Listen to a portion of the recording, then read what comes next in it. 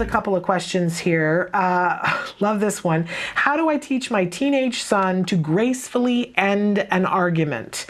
He currently will not let anything go and apparently cannot accept that he is not always correct. My husband will tell you that I suffer from this also. I'm right. I'm always right, right?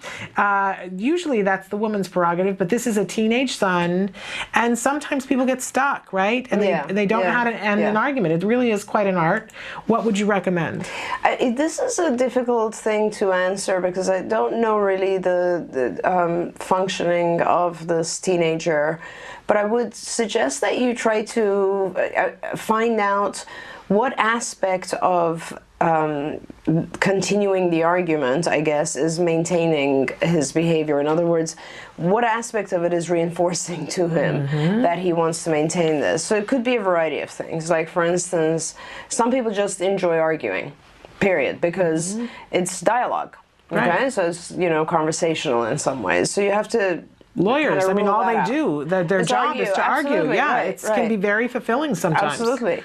And then there's so many aspects to this. So one is by continuing the conversation or the argument, is he winning, or in his perception, does he think he's winning? In which case, that means that he's lacking in other aspects of his life the feeling that you get when you win. So he's a little bit short on feeling victorious, which means you need to kind of give him other things in other parts of his life where he is the successful one, the winner, the victorious one, and that will help reduce his need to win in these types of situations. So that's one thing as a whole. The other things are, again, it goes back to, we've often talked about this, perspective taking.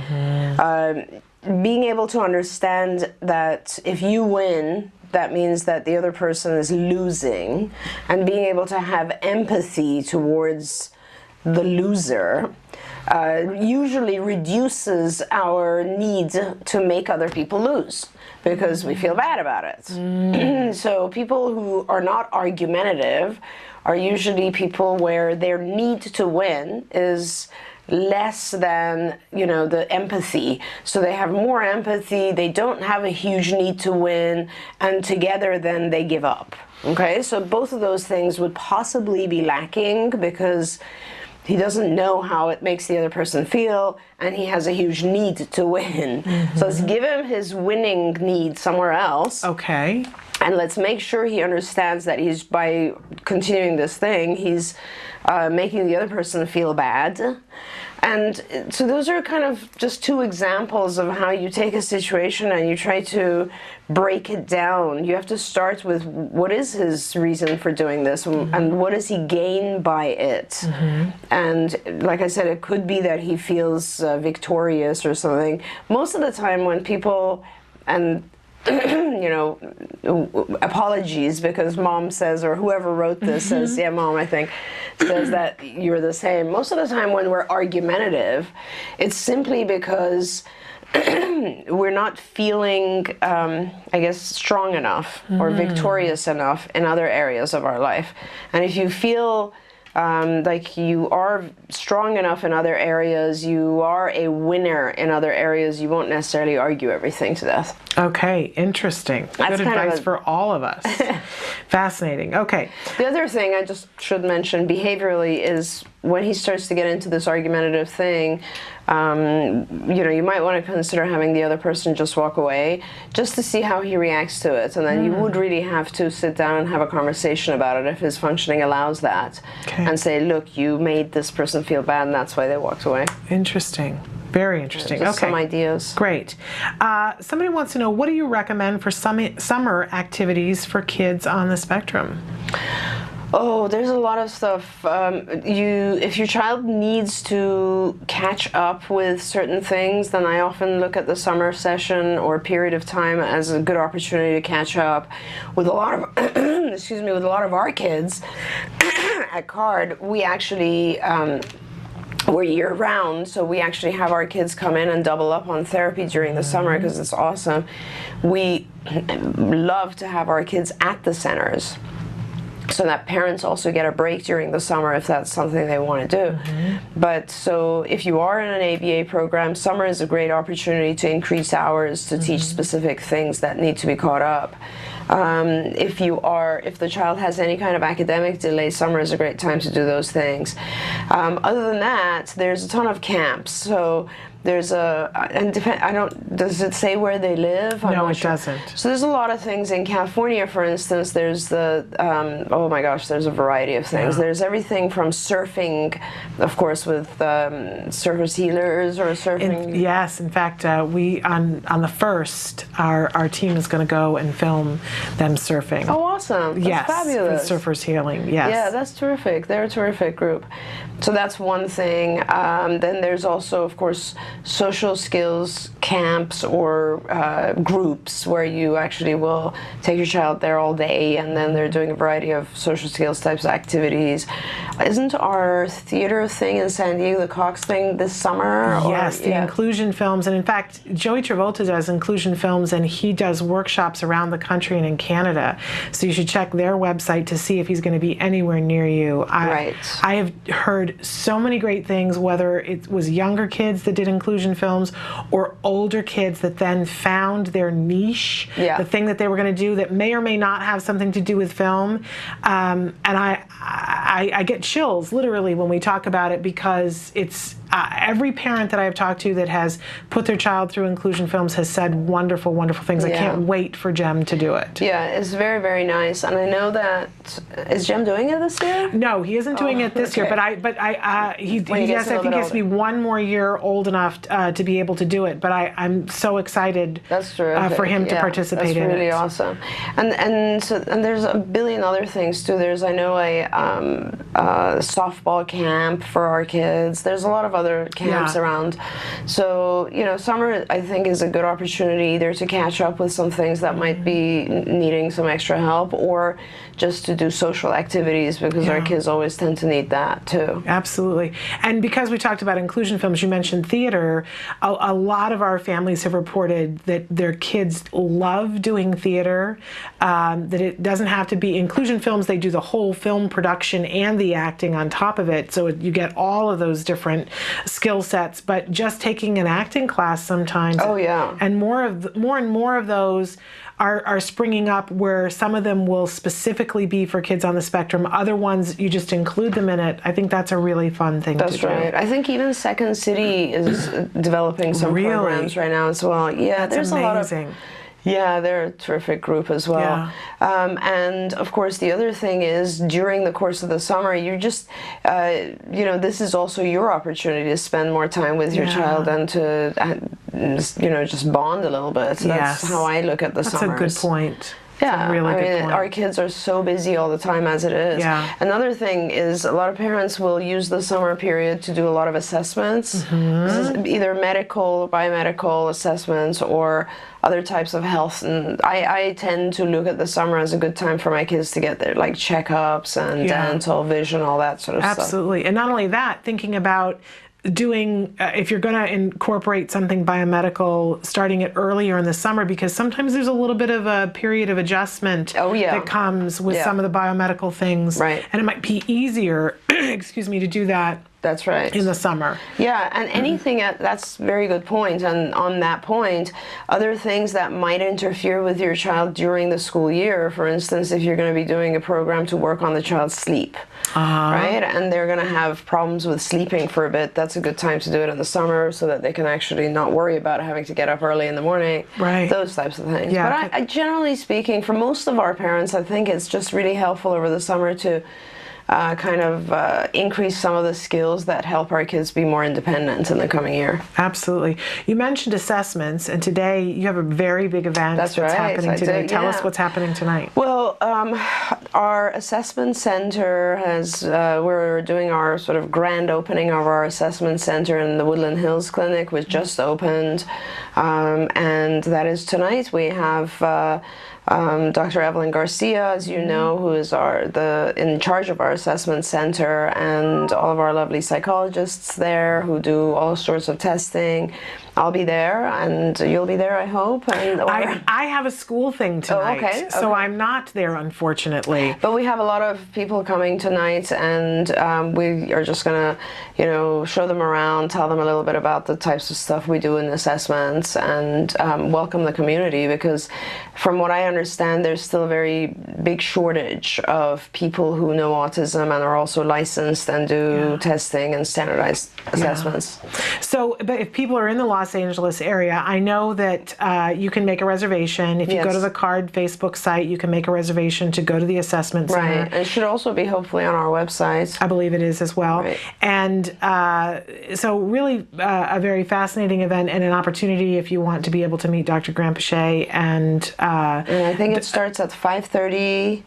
We're thrilled. We're opening a lot of new sites, as you know, Shannon, right now. So this is our Woodland Hills site, which has opened, and we don't just do assessment there. It's a large center-based clinic where we will do home therapy from there as well, just like we do everywhere.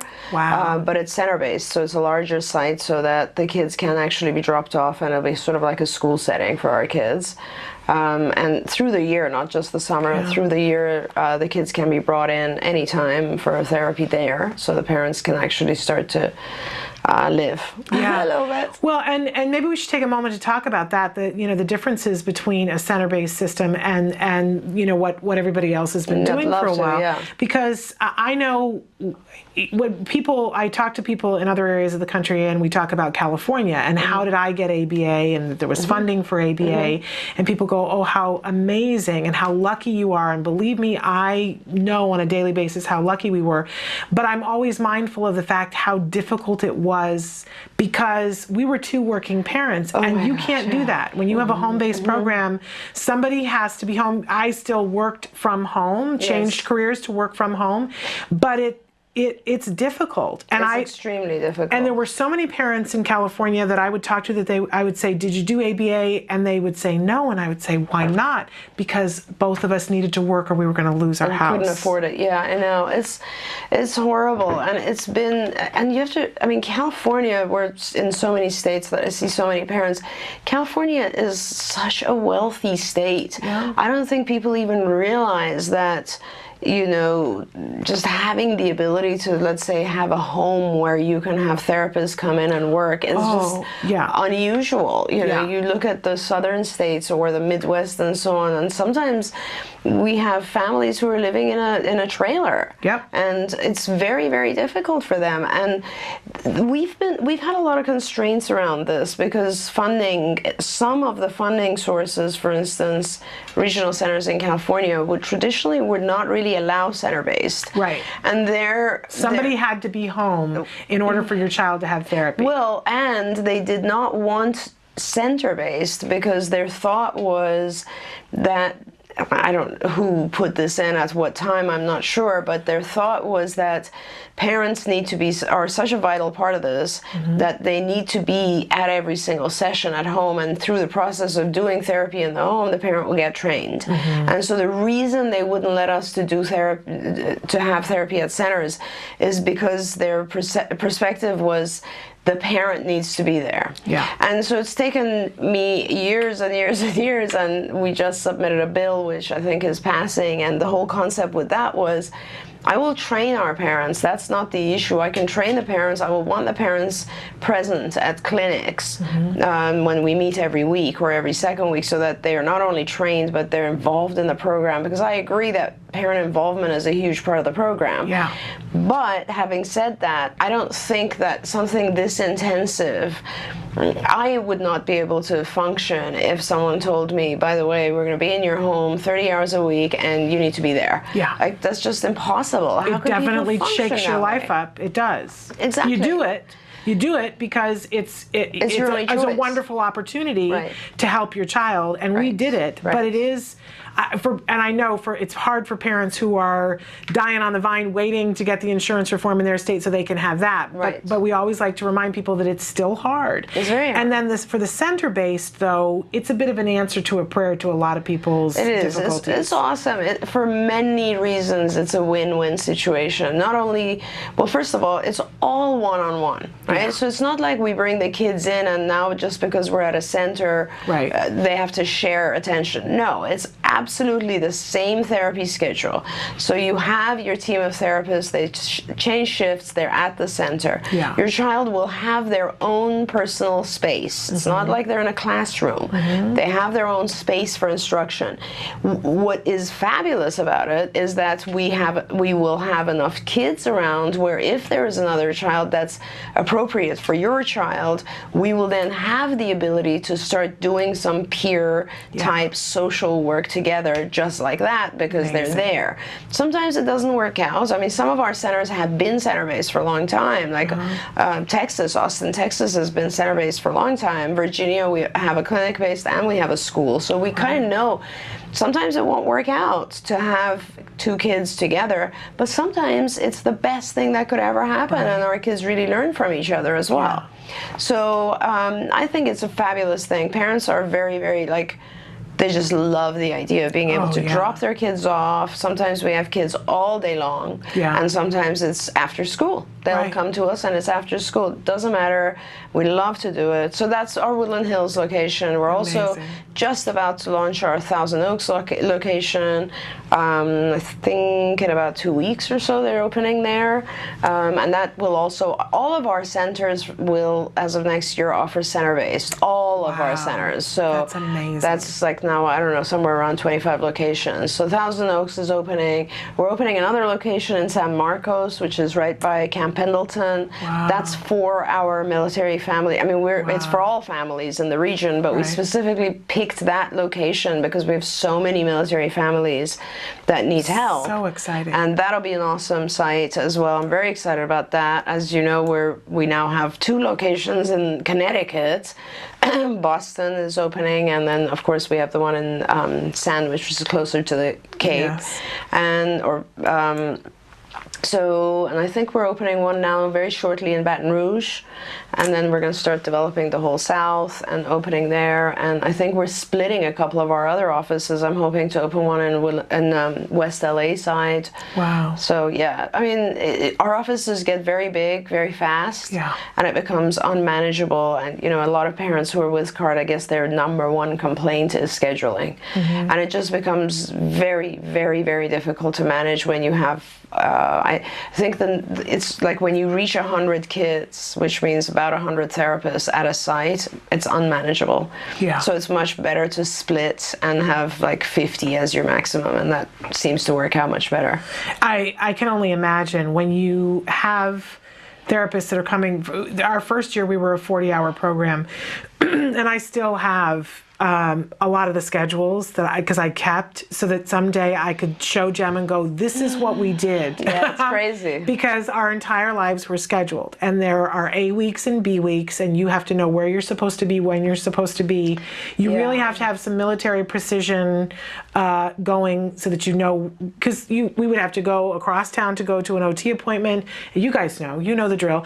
Then you come home, you have the therapy session, and then you go to the speech appointment, and you know, and then you try to still your dizzy head and look at the schedule and say, where am I supposed to be? Yeah, it's craziness. And I can't imagine, I mean, that's just with one child. So the person who's piecing together which therapist is going where at what time and travel time, I always tried to be really nice to the person who put together the schedule, because I can't imagine the mathematical problem that is. Oh, it's crazy. I mean, we've used, I don't even know how many different types of software which won't function the way we want to. So ultimately it always ends up being having 100 schedules of therapists and 100 schedules of parents on the wall, so you can kind of code them.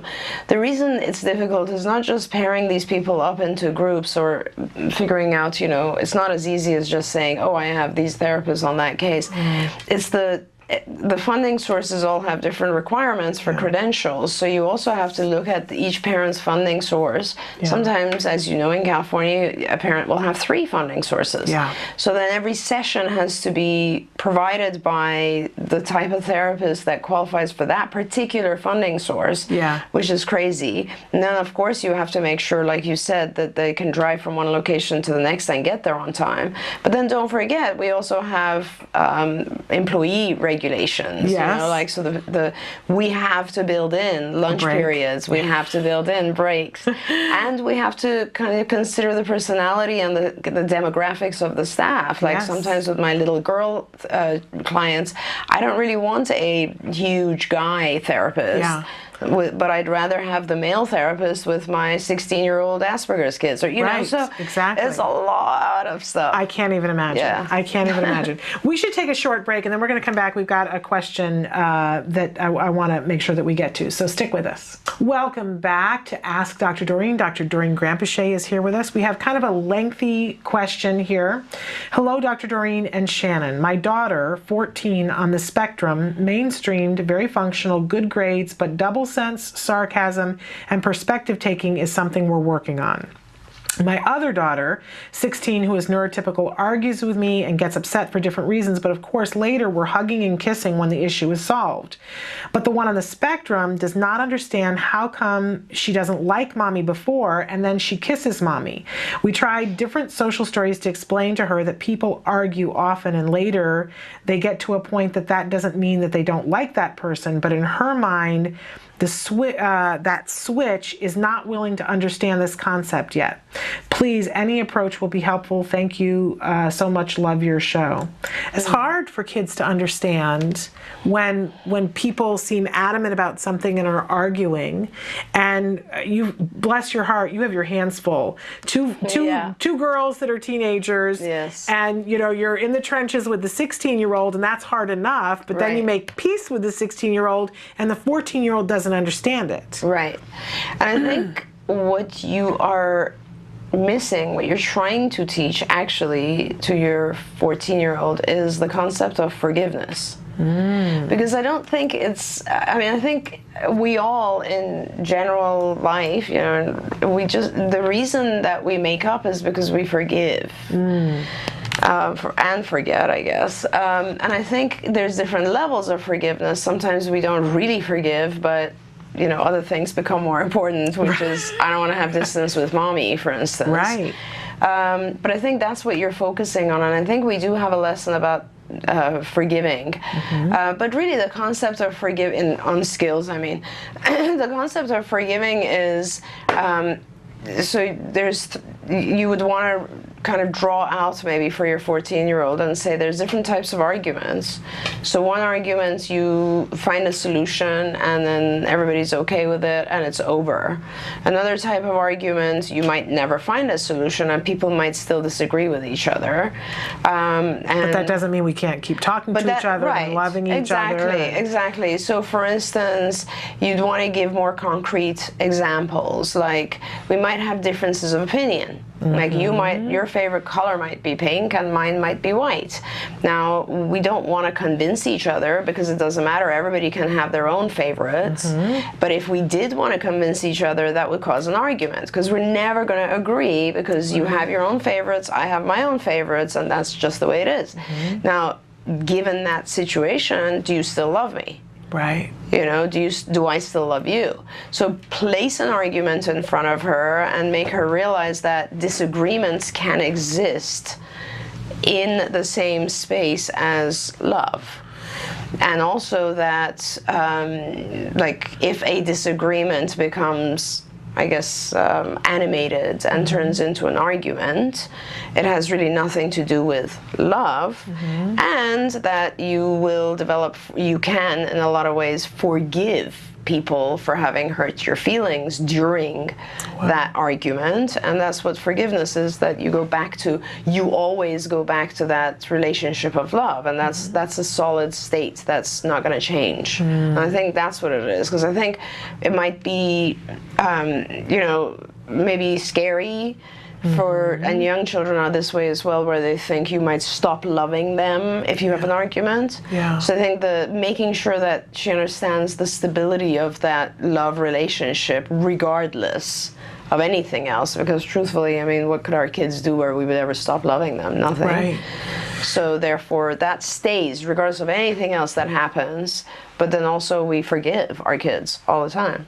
So would it be accurate to say, though, that before you can talk about all of those things, it sounds like the precursor to it is the knowing and believing lessons, understanding what and false beliefs. Yeah, I mean, it sounds like thank you for pointing that out, because I think the parent did write that she's missing some of the areas in the beginning of the email. It's double sense, sarcasm, and perspective taking is something that we're working on. Yeah, perspective taking, like I said, influences so much of future development. I mean, it's huge, right? Yeah, so that absolutely. all of those, so the knowing and all of those types of things that you mentioned are in our cognition curriculum. They're part of the whole theory of mind or perspective taking series of lessons, and they are very important. And I have to say, they're fun lessons. I was overwhelmed with that idea of how do you teach a child the difference between when you know something and when you just believe it. And how do you react to somebody else, the perspective taking of,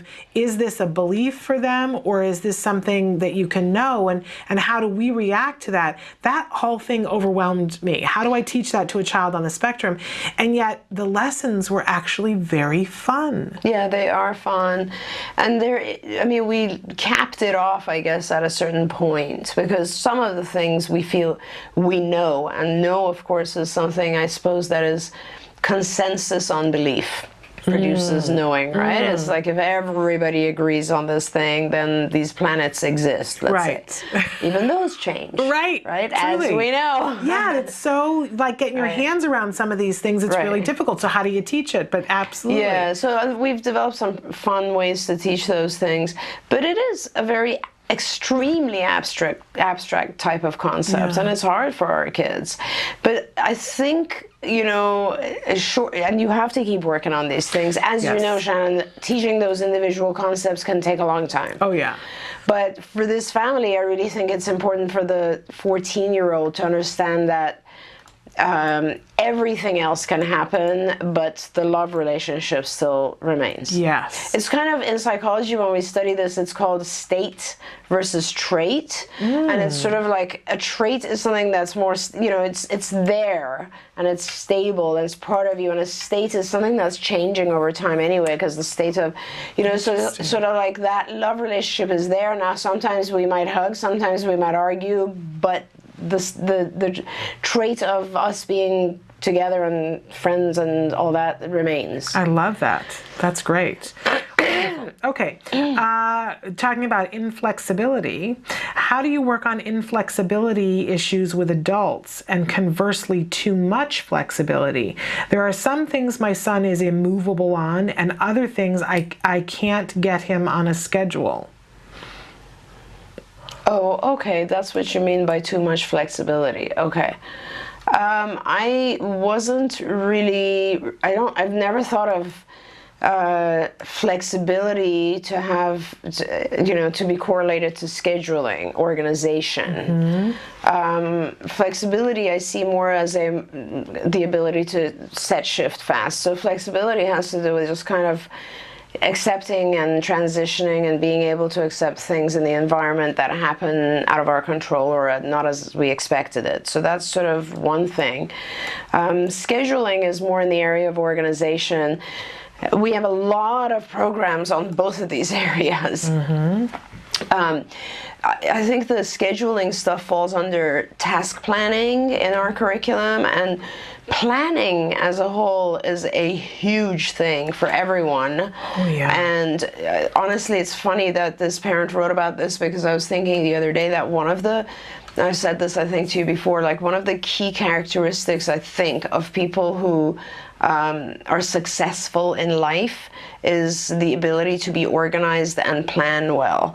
And there's a lot that goes into it. I mean, it's not just organization, but it's also kind of of timing, being able to time yourself well. It's also just being able to follow up on each of your own tasks. Yes. It's very important to do an accurate task analysis for yourself. As a million things go into task planning and organization. This parent will benefit from some of the things we have because we've designed various sheets for our kids. And whether it has to do with organization of school stuff or organization of anything else, life stuff, you just looking at those sheets and those lessons, they're like handouts, or like... the old word is dittos. We used to get dittos, but they're great sheets, like how to pack a beach bag. Right, And I looked at that handout and went, there's stuff on that sheet I didn't know. Yeah, which is a little crazy, but it's true. It's true. Or it's stuff like, you're given a project and you need to basically break down the project, and then, at different times of the next week, you have to produce portions of this project and bring it all together. Yeah. These sheets kind of allow you, whoever you are, as an adult even, to kind of break down, these are the things I need to do towards this larger goal. And so then you can itemize it and do those things. I had a teacher in, I think it was 5th grade, and I remember her saying that one of the biggest skills you'll ever have is how to do an outline. And I didn't get it back then, but now I do, because outlines are like being able to outline things is very, very useful. Hopefully if you go to skills and you try to access that section of skills, it'll be very helpful. Yeah, you're talking the executive functions area, right? It's in the executive function. Yes, it's definitely in the EF curriculum. Okay, and which I always say is the most amazing thing to read through for everyone. Right. As I read through the executive functions curriculum, I said, people go and get a business coach, or people go and get a life coach, because there's some portion of their life where they're functioning on maybe 8 things, but there are 2 more things that they need to do to get their goals met. Yes. And that life coach or that business coach finds those 2 things, shores those up, and then suddenly the person has success and they go, hooray for the life coach. Well, that's what that curriculum does. Absolutely. And it keeps you focused, and it task analyzes, it breaks things down for you correctly. And gives you the roadmap to success for whatever you want to do. And I know that it's effective for our kids on the autism spectrum, but I really wish that every junior high school student had to go through that curriculum. Definitely. High school would be so much more successful, and college would be so much more successful if they did. In fact, that's why we actually developed that whole section, was when a lot of our young kids were becoming middle schoolers, and we realized, oh my gosh, there's like, even if they're doing great in elementary, when they hit middle school, there's a whole ton of planning, just like really basic things like, how do I get from my class to the lockers, switch books, eat a snack on the way to the next class, and do all of that in 4 minutes or 3 minutes or whatever it is. Right. Everything that you have to inhibit.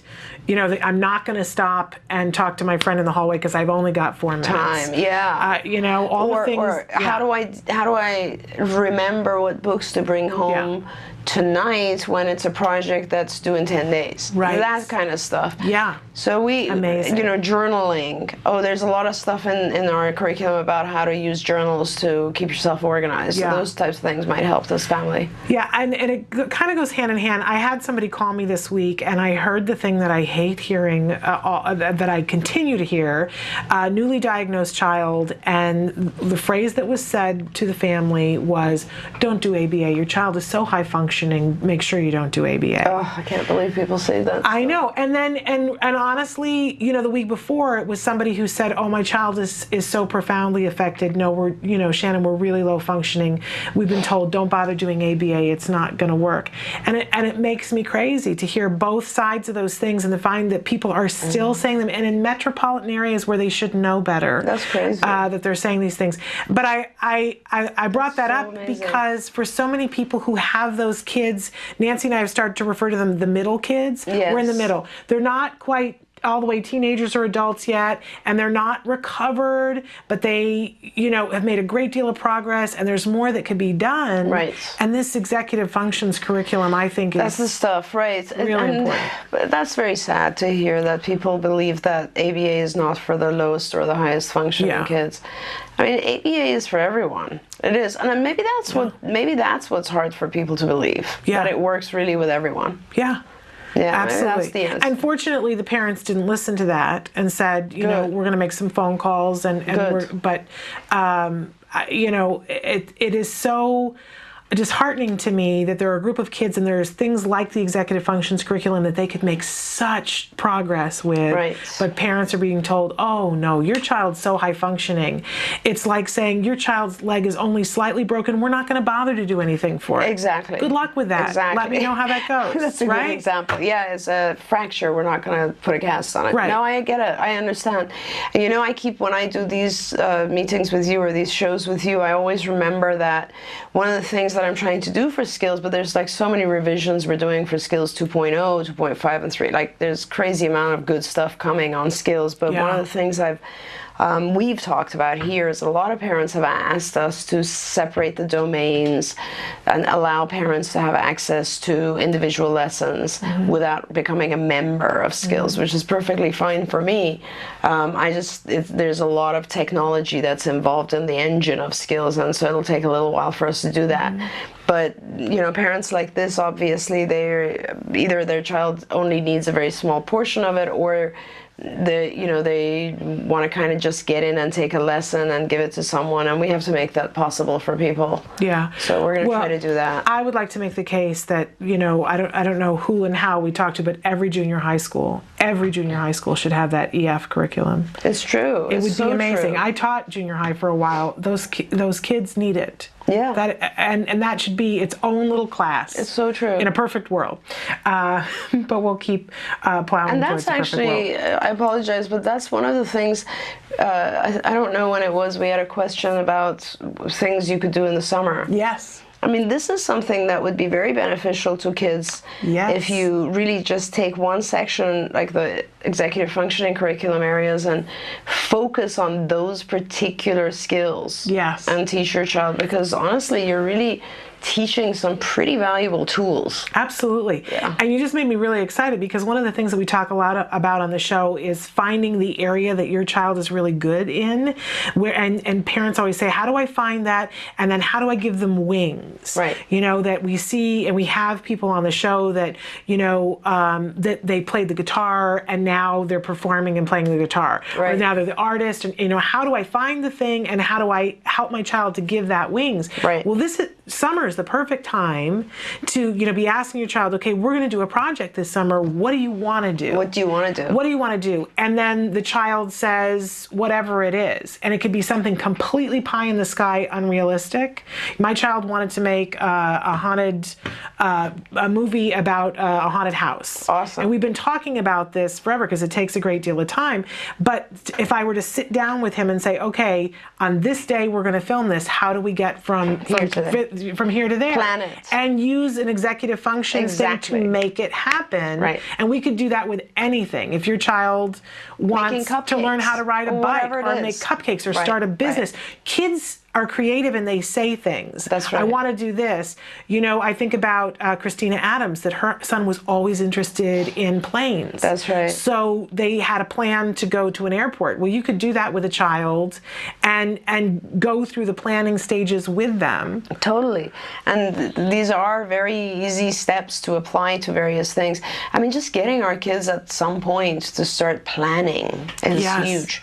I know. And it comes easier to girls than it does to boys. As a whole. Oh my gosh, yeah. Girls tend towards organization, boys tend towards procrastination. I don't know who was on the show that we were talking about this the other day, that is it because when we were little girls they handed us a doll and said take care of your baby? It could be. And for boys they handed them the truck and said go build something. Go destroy it. Yeah. But you know what? It could be, I mean, that's a good thing. I hadn't thought about that. It could very well have something to do with that. I also think it has something to do with the fact that boys in general maintain toys for their whole lives, right? So most men have toys. They like their toys. Right? So they like cars or sports of some type, or watching sports or whatever. They maintain. Yeah, and I don't want to say just toys, but technology, that's a good one, games. So they maintain something that's just, I guess, leisure or fun, play. It's play. It's play. It is a form of So whether it's playing a sport or watching a sport or poker or collecting cards or whatever it is, they maintain play. Women don't. Interesting. Women don't. So play is a high reinforcing thing, and when you have it in your life, it may lead to, or you have a higher propensity to prefer it to other things, which is why you tend to procrastinate on other things, because you have this huge reinforcer that's so preferable. Now with women, there are very few reinforcers. Our reinforcers are not play-oriented. Our reinforcers are, I am organized enough to get everything done. Right. That's a reinforcer. I am organized enough that I manage to help my kids with their homework or whatever it is. So a lot of our reinforcers are built into being able to finish all the things we have to do. Yeah. And therefore we have to be organized. So that becomes our tool. Men, it's a little different. Like their lives are different too. But I go back to the toys. Is it because you walk into the functional pretend play aisle of the toy store, and a lot of times they call that the girl aisle, and there's the the little pretend vacuum cleaner, and the kitchen, right? They teach us at a very early age. They're programming us. Yeah, no, to do it's housework. true. But I mean, if you really think about, let's say, single dads. You'll notice that they're hugely organized. Yes, they have to be. So it has for sure something to do with the amount of different types of things you have to do. And women tend to have a lot of different things to do. Yeah. Right? Because we all work, or most women work, and you have most of the child issues belong to the wife, usually. I know they do in my life. So I just, and then you basically health care for your children, the household. It all becomes kind of part of the woman's thing. Yeah. Although we're working really hard in my house for it to not be that way. That's awesome. It doesn't always work out, but we work really hard to make it so that it isn't that way. Shared activity, my husband's really good. I know, but even if you think about that, in most of the cases where the men are very, very good with these types of things, in most cases, not all, most cases, the one that's organizing everything for both people to do is the wife. Yeah, and freely we cop to that. But one of the things that got said to me early on was make sure, and my mother kind of said this, make sure that you give him, because I want to control things to the point where I take over and don't give my husband the opportunity to get in and organize something. So I have to remind myself on a regular basis to step back. We do hard. Absolutely right. You're right. So a lot of it is just us wanting to get it done faster, get it done what we think is better. Yeah. You're right. Because we're always right. Yeah. Which goes back to the first question. In any case, we're running out of time here. Okay, and here we always have like the big questions. Well, let's start with this one. My son loved riding horses when he was 6. I let him have private lessons. Then it became a girl thing. What's up with that? All of a sudden he's saying, oh, that's a girl thing. Is he saying that, or is society looking at it that way? I'm not sure. Because I don't really see it as a girl thing. I mean, I guess I would say I understand what you're saying, but if he likes it, please keep him in it and ignore, society's thing about it, because anything that our kids start to develop, we should keep in.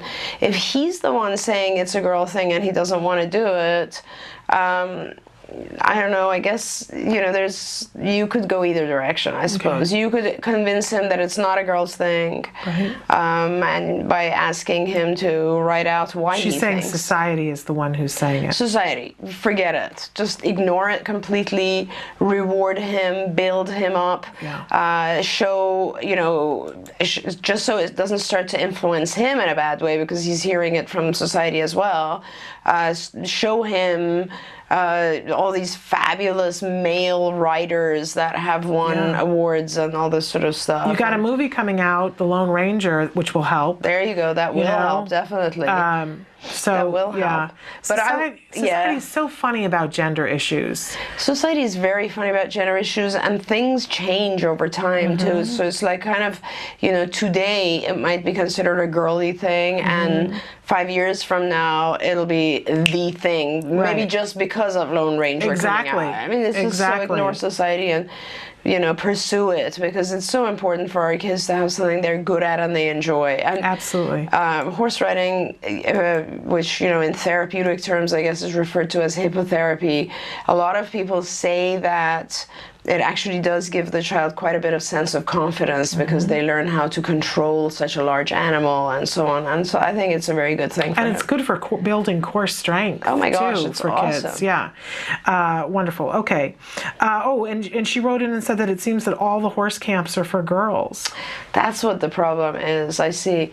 Well, I mean, you can still have a relationship with a stable and just take him riding and get him into competition if he's interested, because there's a lot of that. There is a camp that we've featured before on the show, and maybe Emily will help me remembering what the name of the camp is, but that pairs both surfing and horseback riding for kids on the autism spectrum. Good Lord, what a great camp. And it's all inclusive, so the whole family goes. Nice. And when it's Horse Boy World, Emily just reminded me.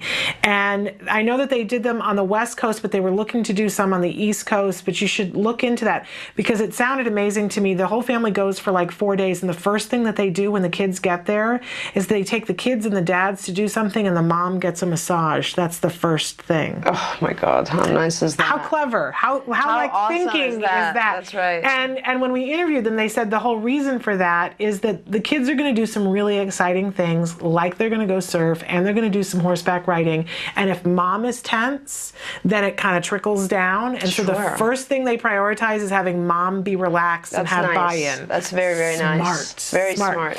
So maybe that's very co-ed. Maybe that'd be a fun thing for everybody to get to go do. And when they were doing them, it was parents would apply to do it, and there was no cost. Right. So that's another brilliant thing. And having said that, there are a lot of camps that are just girls and boys for horseback riding. There's a lot of them. I'm just thinking, I don't know where this depends on where you are in the world. Yeah, just check, but keep going with it, because there you will find camps that are mixed. And I wonder about even calling up the camp and saying to them, seriously, what is up with this? My son wants to come, and can you get a couple of more boys? They have to want the business, right? Absolutely. In this economy, they have to want the business. Okay, have I got time for one more question, Emily? Okay. Would you like to answer a question about meltdowns, preventing them, or a son that has mixed expressive and receptive language disorder, ADD, and anxiety? Either one. Okay. The second one is probably a little faster, because if we get into meltdowns, I'll go for a while. Yes, there's a lot to be talked about meltdowns. Okay, so, and this person is just looking for new ideas of how to help my son who has mixed expressive and receptive language disorder, ADHD, and anxiety. This person sort of, with those three diagnoses, you kind of described autism with the three together. Because what you have is a mixed receptive expressive basically means your child's having a hard time with either receptive or expressive language, or both. With the anxiety, I mean, I think the anxiety is what leads to a lot of what we call self-stimulatory, ritualistic, stereotypical behaviors with our kids. So that's the other domain. And the third was ADHD, which is, with ADHD, you're looking at the, distractibility, problems with inhibition, all that sort of stuff. So these are very, very common things that we deal with autism altogether. What were they asking? They just want some new ideas. We don't even know if they're doing ABA, so that's my first question. Do ABA. Yeah. Because ABA is going to deal with all three of those issues. Get on skills. Your situation is you will need work in the language area. Obviously, you will need work in the cognition and executive functioning areas to deal with the ADHD. And in terms of the sort of anxiety issues, the more functional our kids become, the more they learn skills, their anxiety tends to go down more because they're more capable. We have more anxiety when we don't have language, when we have a hard time with social communication, all that sort of stuff. I honestly think you would very much benefit from actually doing a pretty, 15 to 20 hour ABA program. This is one of those, like we just said, kind of errors in that everybody thinks that these types of interventions are not appropriate for kids with ADHD. They are, absolutely. Yes, a ton of what we do is teaching our kids how to settle down, self-regulate, focus, not be distracted, be able to inhibit distractions, be more flexible. These are all ADHD type symptoms as well.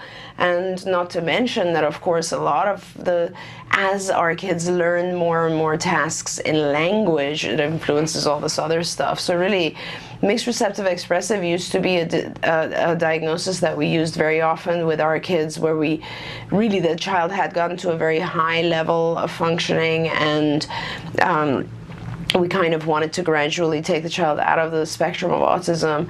But really what it means is there's a lot of different areas of language that need to be worked on. So you will definitely benefit if you go on to skills and become a member of skills, because you'll need to be for a little while. And we've been talking about skills a lot today, and have not mentioned, remiss on my part, that there is a sale that's only a few more days. There's about a week and 2 days left of the sale that they're having on skills. That it is a membership, a monthly membership that you purchase, and you can start it and stop it whenever you want to.